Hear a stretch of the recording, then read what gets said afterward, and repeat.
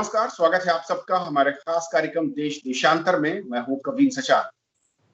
देश देशांतर में आज एक बार फिर से हम बात करेंगे देश भर में विश्वविद्यालयों की अंतिम वर्ष की परीक्षाओं को लेकर जो सवाल खड़े हो रहे हैं उस पर आज बात होगी।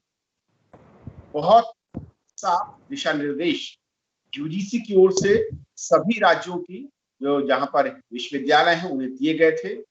अलग अलग तरीके या मोड बताए गए थे कि डिफरेंट मोड के ऑप्शंस उनके सामने हैं, लेकिन इसके बावजूद करीब 31 छात्रों ने, जो कि अलग अलग राज्यों से हैं, करीब 13 राज्य और एक यूटी की ओर से सुप्रीम कोर्ट में अंतिम वर्ष की परीक्षा को रद्द करने को लेकर एक याचिका दाखिल की गई। और उसके पीछे दलील ये दी जा रही है कि ये जो अनिवार्यता है एग्जाम की से खत्म करके उन्हें नंबर दिए जाएं, और उसके पीछे कई कानूनी संवैधानिक जो अधिकार हैं उसके पीछे तर्क रखे गए हैं। आज समझेंगे असल में जो यूजीसी ने गाइडलाइन जारी की उसके मुताबिक देश में क्या परीक्षा कराने में दिक्कतें हैं, छात्रों के सामने परीक्षा देने में क्या दिक्कतें हो सकती हैं या हो रही हैं, और दूसरा विकल्पों के लिहाज से क्या वो विकल्प हैं जो छात्र और चाहते हैं या यूजीसी और दे सकता है यूनिवर्सिटी या विश्वविद्यालय के सहारे। और इसे समझने के लिए हमारे साथ जो 3 खास मेहमान इस चर्चा में आज शामिल हो रहे हैं उनका मैं परिचय करा दूं।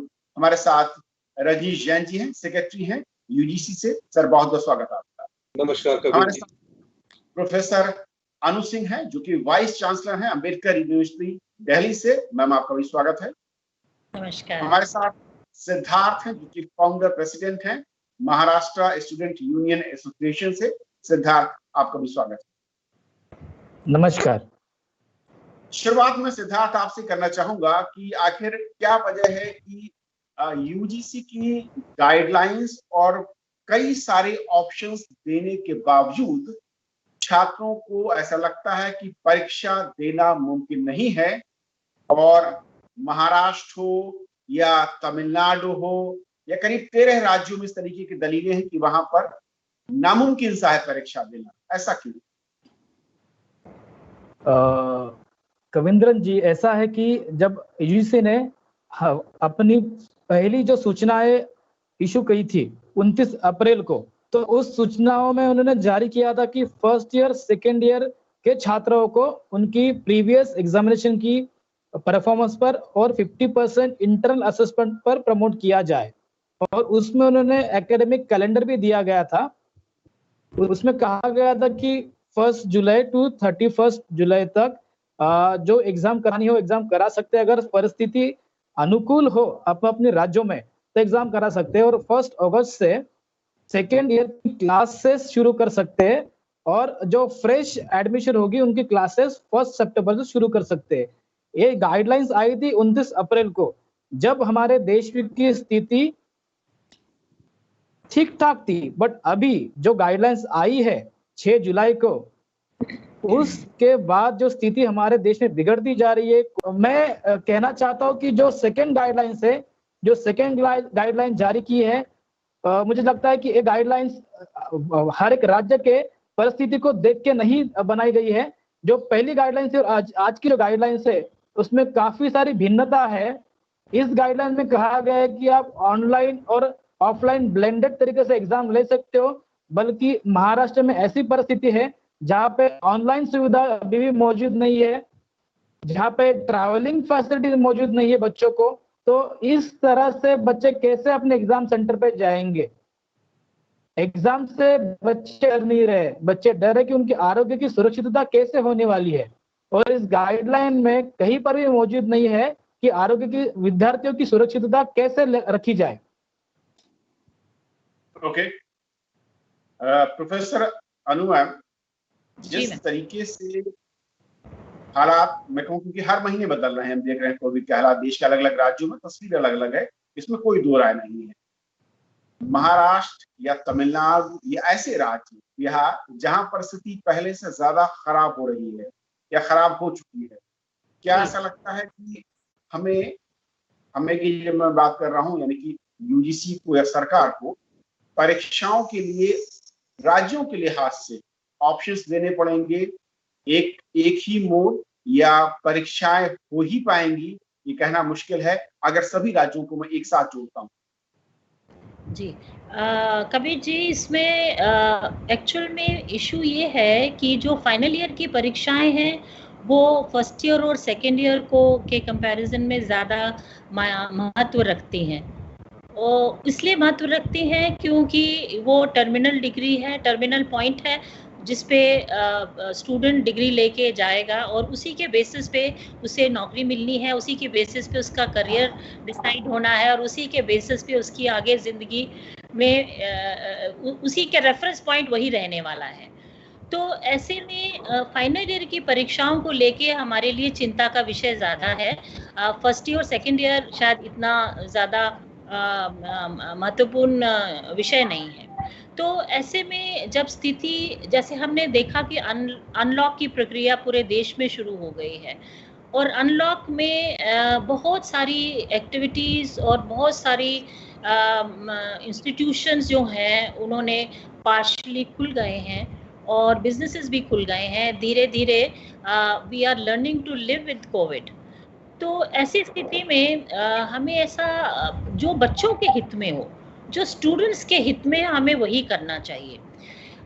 10 साल बाद, 8 से 10 वर्ष बाद जब इस डिग्री को लेके स्टूडेंट कहीं जाएगा अपने रोजगार के लिए, नौकरी के लिए, ये उसका रेफरेंस पॉइंट बनेगा। अगर इसमें डाइल्यूशन हम करते हैं तो आने वाले समय में हमें माफ़ी नहीं दी जाएगी इस बात के लिए कि हमने कोविड के समय में इस तरह की कोई इस चीज़ को सीरियसली क्यों नहीं लिया और हमने बच्चों के भविष्य के बारे में क्यों नहीं सोचा।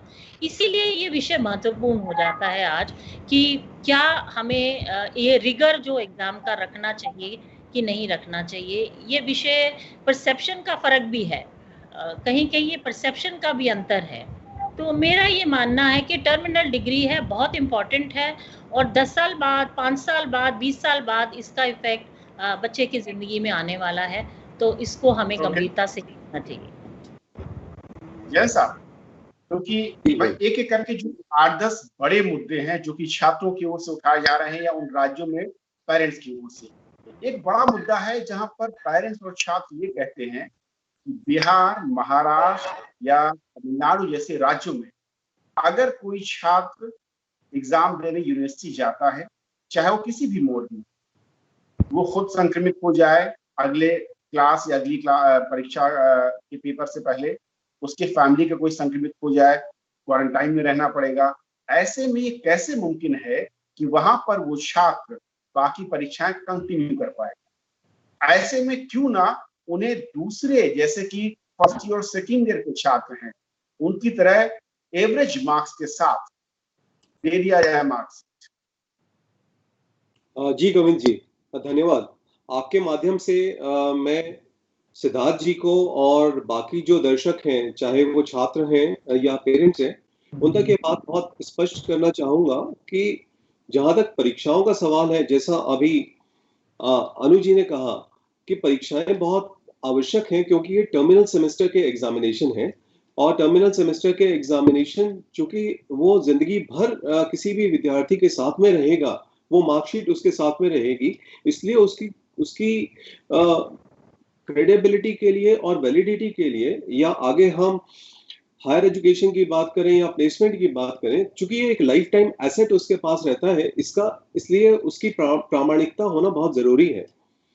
जहां तक पहली 29 अप्रैल वाली गाइडलाइंस का संबंध है, वहां पे हमने विस्तार से सारी चीजें बताई हुई थी कि परीक्षाएं कब होंगी, एडमिशन कब होंगे, कक्षाएं कैसे चलेंगी। उसमें लिखा था कि टर्मिनल सेमेस्टर के एग्जाम 1 से 15 जुलाई तक होंगे।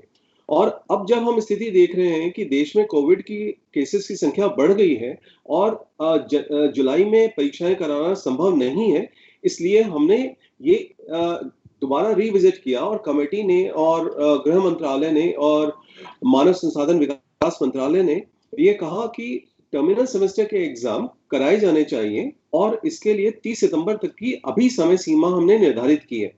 अब प्रश्न ये उठता है कि यदि कोई व्यक्ति किसी भी राज्य में, चाहे वो बिहार हो या महाराष्ट्र हो या अन्य कोई भी राज्य हो, या वो राज्य भी हो जहाँ पे स्थितियां सामान्य हैं, मगर एक कोई विद्यार्थी किसी परिस्थितिवश अपनी परीक्षाएं यदि नहीं दे पाता है तो उसका क्या होगा।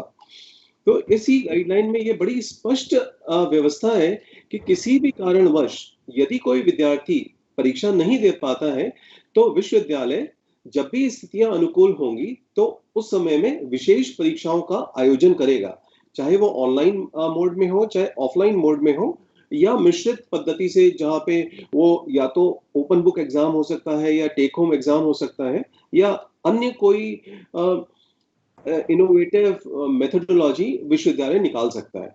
तो मैं तो और मुझे लगता है कि सभी विद्यार्थी बड़े जिम्मेदार हैं, वो अपने भविष्य के बारे में सोचते हैं और परीक्षाओं के बारे में भी काफी संजीदा हैं। तो परीक्षाओं को लेकर इस तरह की भ्रामक स्थिति या इस तरह का कंफ्यूजन नहीं होना चाहिए। एक मन में विश्वास होना चाहिए और उनका अगर मन पक्का है कि हाँ, मुझे अपनी जो मैंने ज्ञान अर्जित किया है या जो मैंने अपनी स्किल्स अर्जित की है उसकी प्रामाणिकता मैं दिखाना चाहता हूँ, तो एक मौका उनके सामने है तो वो उसको पूरा कर सकते हैं। ओके, लेकिन एक सर जैसा मैं आ रहा हूँ सिद्धार्थ आपके पास, क्योंकि ये भी दलील दी जा रही है कि अगर आप 10th क्लास में या 12th क्लास में, जो कि फाइनल ईयर माना जाता है और स्कूल के बाद वो एक नए लेवल पर कॉलेज में पहुंच रहे हैं बच्चे, अगर वहां पर बिना एग्जाम के उनको एवरेज मार्क्स दिया जा सकता है कुछ जगहों पर, तो ये पीजी या फिर मैं कहूँ कि जो ग्रेजुएशन लेवल के फाइनल के स्टूडेंट्स हैं उनके साथ क्यों नहीं? जहाँ तक 10th और 12th के मार्क्स का सवाल है, आप सभी लोग जानते हैं, सभी दर्शक भी जानते हैं कि इन मार्क्स के बेसिस पे उनको हायर क्लासेस में एडमिशन मिलते हैं। 10वीं के बेसिस के मार्क्स के बेसिस पे आपको 12वीं में परीक्षा में 12वीं की कक्षाओं में एडमिशन मिलेगा और 12वीं की कक्षाओं के बेसिस पे आपको ग्रेजुएट लेवल पे एडमिशन मिलेगा। और 12वीं की भी सारी परीक्षाओं को स्थगित नहीं किया गया था, 12वीं की कुछ परीक्षाओं को ही स्थगित करके उनको मार्क्स दिए गए हैं। मगर ये जो टर्मिनल डिग्री होती है जिसे हम अंडर ग्रेजुएट या पोस्ट ग्रेजुएट लेवल पे मानते हैं, ये डिग्री सबसे ज्यादा महत्वपूर्ण इसलिए होती है क्योंकि जो आगे उनको नौकरी करनी है, क्योंकि जितनी भी सरकारी नौकरियां हैं या दूसरी हम प्राइवेट सेक्टर की नौकरियों की बात करें, वहां पे ग्रेजुएशन में आपके क्या मार्क्स रहे हैं या जिसने पोस्ट ग्रेजुएशन किया है उसके पोस्ट ग्रेजुएशन में क्या मार्क्स रहे हैं, उसके आधार पर ही नौकरी में उसकी जो एक पोजीशन होती है या मेरिट बनती है या उसको मौका दिया जाता है, वो निर्धारित करती है। और आगे हायर एजुकेशन में भी अगर वो पोस्ट ग्रेजुएशन करना चाहता है या पीएचडी करना चाहता है, तो जो एडमिशन होता है उसमें क्राइटेरिया प्राथमिकता के तौर पे अंतिम वर्ष के मार्क्स को ही दिया जाता है। इसलिए अंतिम वर्ष के मार्क्स जो कि ग्रेजुएट लेवल के होते हैं या पोस्ट ग्रेजुएट लेवल के होते हैं, वो सबसे ज्यादा महत्वपूर्ण हो जाते हैं। सिद्धार्थ जी, मैं जो मैडम ने भी कहा और जैन साहब ने भी कहा, मैं इसको थोड़ा डिफर करना चाहूंगा और मैं दोहराना चाहूंगा फिर से। विद्यार्थी जो है पूरे देश के, वो परीक्षा से नहीं डर रहे हैं। विद्यार्थी पूरे विश्वास के साथ, पूरे जिम्मेदारी के साथ परीक्षा देना चाहते हैं। पर जो परिस्थितियां हमारे देश में अभी आज आ चुकी है, जो इफेक्ट जो हो चुका है कोरोना का, वो काफी ज्यादा इफेक्ट है। उस लेवल में जाके अगर सितंबर में हम एग्जाम कंडक्ट करेंगे तो उसका रिजल्ट आने के लिए 2 महीने जाएंगे। तो दिसंबर में अगर रिजल्ट आती है तो अगेन जो बच्चे फेल होते हैं वो रिवैल्यूएशन में जाएंगे। रिवैल्यूएशन में भी फेल होते हैं तो उनको एटीकेटी देना पड़ेगा। दैट मीन्स पूरा सर्कल चलेगा और एक साल विद्यार्थियों का वेस्ट होगा। तो who will bear that 1 year? एक साल वेस्ट होना मतलब उनका जो पीरियड है एजुकेशन का, जैसे 3 इयर्स डिग्री होती है अंडर ग्रेजुएट, 2 ईयर पीजी होता है, तो कोर्स का ड्यूरेशन बढ़ सकता है अब 1 साल से। तो अगेन उनका जो अपॉर्चुनिटी एम्प्लॉयमेंट का है वो भी उनको डिले हो सकता है। और मैं अगेन याद दिलाना चाहूंगा कि सेक्शन 22 ऑफ यूजीसी जो right to confer degree university को देता है, यूनिवर्सिटी अपने लेवल पे डिग्री कन्फर कर सकती है। अगेन में इसके बावजूद भी जो स्टेट लेवल में पब्लिक यूनिवर्सिटी एक्ट होता है उसमें भी कहा गया है, जैसे हमारे यहाँ पे महाराष्ट्र में महाराष्ट्र पब्लिक यूनिवर्सिटी एक्ट है, उसमें सेक्शन 88, 89, 90 में कहा गया है कि अगर सिचुएशन बियॉन्ड कंट्रोल है तो यूनिवर्सिटी अपने लेवल पर एक रिपोर्ट बनाए और रिपोर्ट राज्य सरकार और जो चांसलर उनको प्रदान करे कि 2009 में यूजीसी ने एकेडमिक और एडमिनिस्ट्रेटिव रिफॉर्म्स किए थे under former chairman mister Sukhdev Thorat, और उसमें हमने एग्जामिनेशन में इवैल्यूएशन पैटर्न में काफी सारे बदलाव किए थे और हमने कंटिन्यूएशन इंटरनल इवैल्यूएशन ला लेते। तो integration of the evaluation pattern, जैसे सीबीसीएस से हमने जब 24 अप्रैल को 21 अप्रैल को यूजीसी को एक निवेदन दिया था और उस निवेदन में कहा गया था कि वेरियस इवैल्यूएशन पैटर्न हमारे पास अवेलेबल है।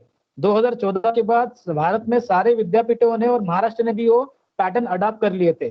सीबीसीएस ग्रेडिंग पैटर्न से जिसके 9 पॉइंट स्केल सिस्टम है जो ईच सेमेस्टर को इक्वल इंपॉर्टेंस प्रदान करता है, मैं फिर से दोहरा रहा हूँ, जो ईच सेमेस्टर को इक्वल इंपॉर्टेंस प्रदान करता है। जैसे जैन साहब ने कहा कि जो फाइनल सेमेस्टर फाइनल एग्जाम होती है उसकी वैल्यू ज्यादा होती है, पर यहाँ पर अभी सारे सेमेस्टर का कॉम्बिनेशन क्यूमुलेटिव मार्क्स ग्रहित किया जाता है फर्दर एजुकेशन के लिए। ओके, मैं इसका जवाब लेता हूँ। Valid point. जी यस सर। दो चीजें, एक तो ये कि जो ऑप्शंस आपने दिए हैं वो इसलिए कि छात्रों को बेहतर विकल्प मिल पाए और स्थितियां अगर अनुकूल नहीं तो दोबारा मौका मिले, लेकिन इसका साइड इफेक्ट ये भी हो सकता है जिसका सिद्धांत जिक्र कर रहे हैं कि डिले हो जाता है, डिले और हो सकता है, और ये जो कि जुलाई तक मार्कशीट या एग्जाम फाइनल होने थे वो सितंबर, अक्टूबर या दिसंबर तक चल सकते हैं। कुछ राज्यों में मैं जो खबरें आ रही है कि कहीं पर 8 दिन, कुछ शहरों में 10 दिन, कहीं पर 15 दिन के लॉकडाउन के अनाउंसमेंट हो रहे हैं। अगर ये बढ़ते हैं तो वहां पर डिले और ज्यादा होगा। इससे कहीं ना कहीं जो सिद्धार्थ कर रहे हैं वो वैलिड पॉइंट है कि सत्र का नुकसान, एक पूरे के पूरे सेमेस्टर का नुकसान क्या नहीं उठाना पड़ेगा, और जो फाइनल के छात्र हैं उनको नौकरी में अप्लाई करने या फॉरेन में कोर्सेज में अप्लाई करने के लिए उनका 1 साल बर्बाद नहीं होगा।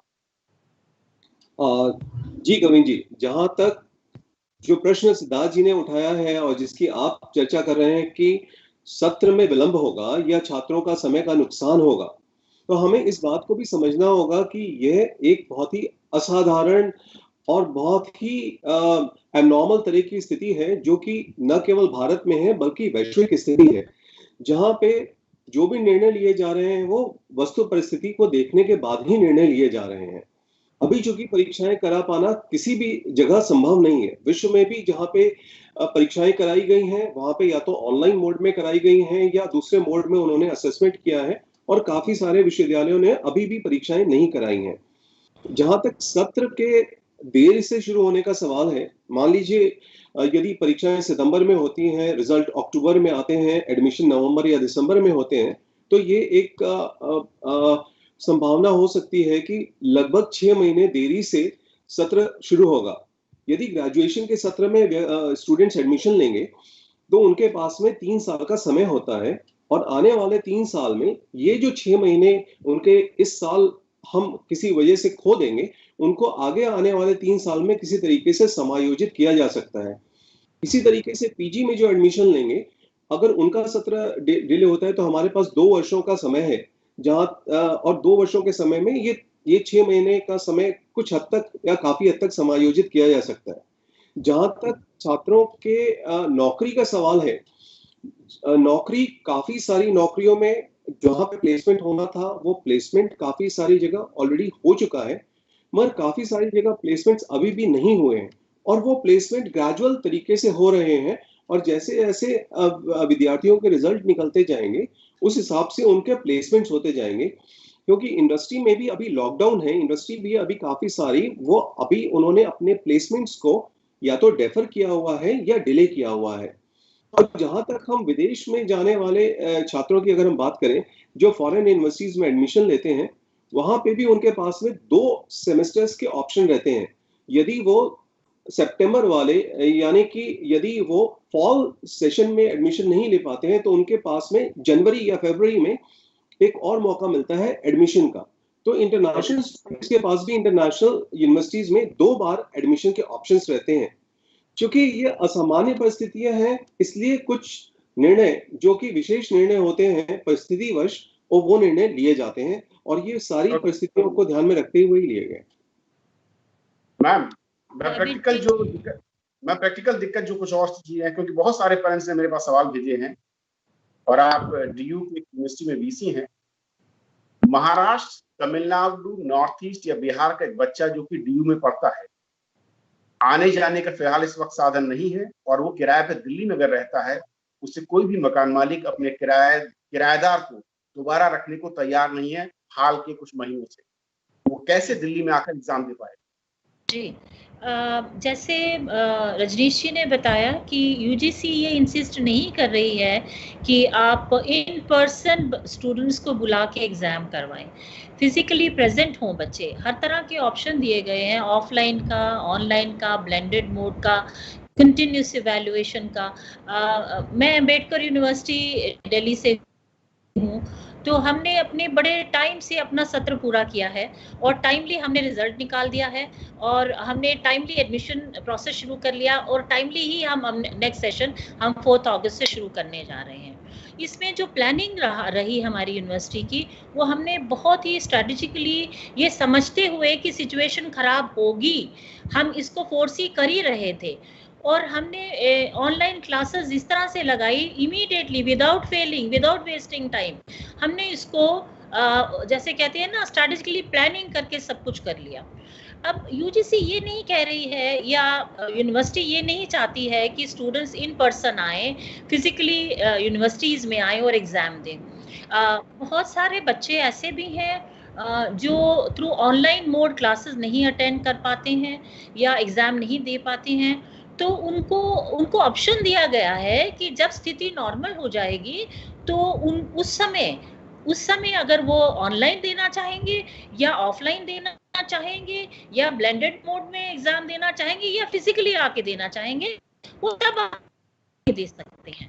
तो ये बैंडविड्थ ऑफ फ्लेक्सिबिलिटी इतनी ज्यादा थी हमारे पास कि हमें ये सारे इश्यूज हम बड़े आराम से केटर कर सकते हैं। जी ओके, जय सर।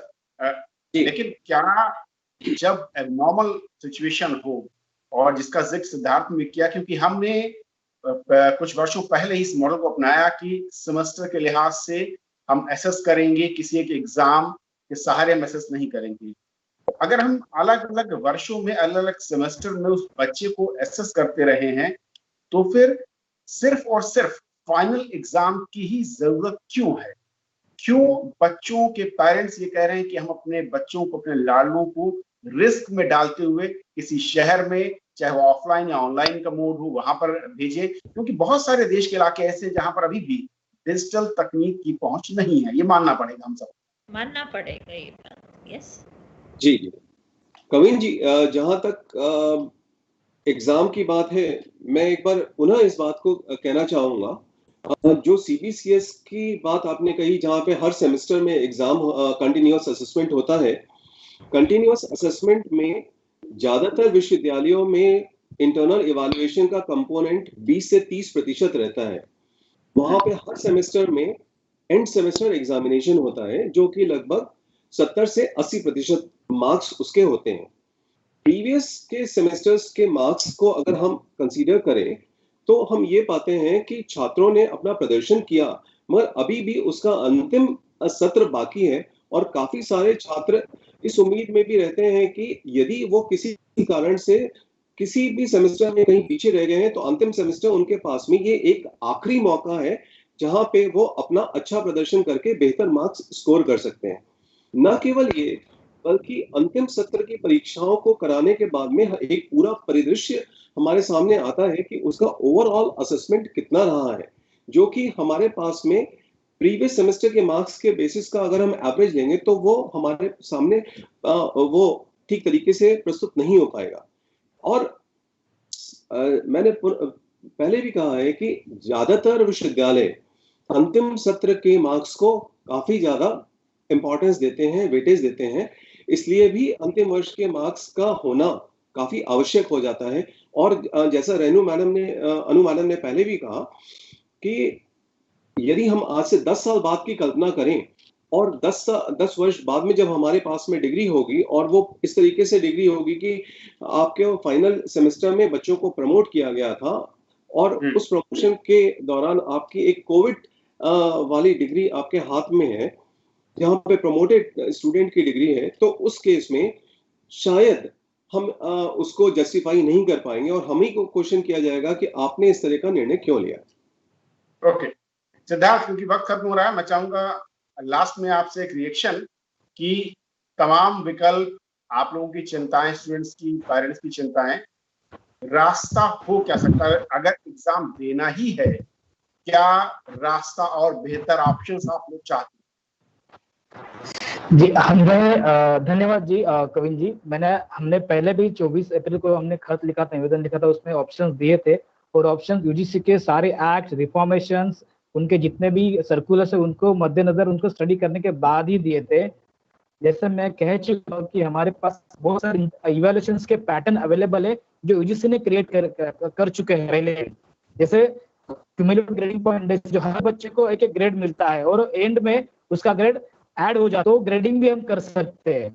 अभी हम 29 अप्रैल की गाइडलाइन देखेंगे, अगर हम 6 जुलाई की गाइडलाइन देखेंगे कि वहां पर यूनिवर्सिटी ने पूछा है कि असेसमेंट यूनिवर्सिटी ने करना चाहिए, यूनिवर्सिटी ने प्रिपेयरनेस प्लान भी होना चाहिए, बच्चों को रेसिडेंशियल जोन का ज्ञान भी होना चाहिए। तो ऑफलाइन एग्जाम्स तो यहाँ पे हो नहीं सकते, जो परिस्थितियां आप अपने राज्यों में है। जो बच्चे ऑनलाइन की जो अपेक्षा कर रहे हैं, तो ऐसे भी कुछ सारे रिमोट विलेजेस है, उसमें वहां पर ऑनलाइन सुविधा भी नहीं जा रही है। तो हम चाहते हैं कि यूजीसी और मिनिस्ट्री ऑफ होम अफेयर्स और एमएचआरडी रिविजिट करे और अपने सारे इवैल्यूएशंस के जो पैटर्न है उसको अगेन एक बार देखे और विद्यार्थियों के हित में निर्णय दे। और मैं बताना चाहूंगा, जैसे मैडम ने भी कहा और सर ने भी कहा कि जो बच्चे 8 साल के बाद अपने डिग्री को देखेंगे, एक कोविड डिग्री है, तो मैं डिफर कर सकता हूँ, because first year second year विद्यार्थियों को प्रमोट किया गया है ताकि उनके भी सेमेस्टर उतनी ही इंपॉर्टेंट जितनी फाइनल सेमेस्टर इंपॉर्टेंट होती है। और गाइडलाइंस में कहीं पर भी फाइनल सेमेस्टर एग्जामिनेशन कंडक्ट करना ऐसा लिखा नहीं है, टर्मिनल लिखा है और इंटरमीडिएट लिखा है।